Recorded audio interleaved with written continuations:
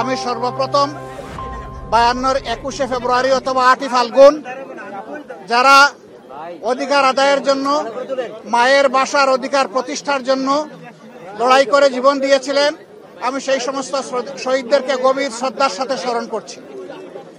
একই সাথে আমি 71-এ মুক্তিযুদ্ধে যারা শাহাদত বরণ করেছেন এবং লড়াই করেছেন তাদেরকেও গভীর শ্রদ্ধার সাথে স্মরণ করছি।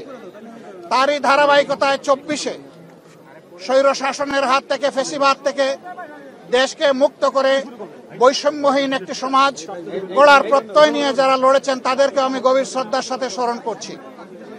এই 3 পর্যায়ে যারা দুনিয়া থেকে বিদায় নিয়েছেন, মহান আল্লাহর দরবারে দোয়া করি আল্লাহ তাদেরকে শহীদ হিসাবে কবুল করুন। আহত হয়েছেন, ক্ষতবিক্ষত হয়েছেন, তাদের প্রতি সমবেদনা প্রকাশ করার পাশাপাশি আল্লাহর দরবারে দোয়া করি আল্লাহ তাদেরকে সুস্থতার নিয়ামত দান করুন। আমি এসেছিলাম বই মেলা দেখতে। আলহামদুলিল্লাহ, এখানে প্রত্যেকটি স্টলেই উপচে পড়া পাঠকদের ভিড়, উৎসুক জনতার ভিড়, এমনকি ছোট ছোট শিশুরাও এখানে চলে এসেছে। যদিও আজকে শিশুদের জন্য আলাদা দিন নয়, তারপরে অনেকে তার পিতামাতার সাথে এখানে চলে এসেছে।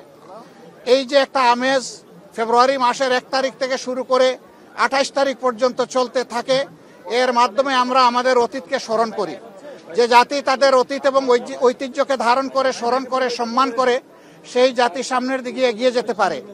তা আমরা আশা করব যে এখানে যারা স্টল দিয়েছেন তারা পর্যাপ্ত বই পুস্তক রাখবেন এবং যারা পাঠক এবং এখান থেকে ক্রেতা যারা আসবেন তারা যেন তাদের চাহিদা মতো এখানে বইগুলা সংগ্রহ করতে পারেন।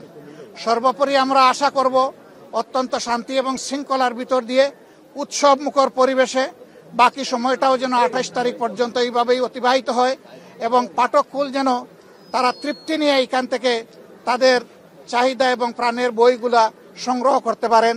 মিডিয়ার যে বন্ধুরা এসেছেন আপনাদেরকে অসংখ্য ধন্যবাদ।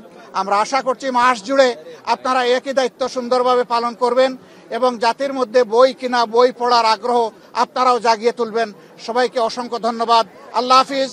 বাংলাদেশ জিন্দাবাদ। আসসালামু আলাইকুম ওয়া রাহমাতুল্লাহ।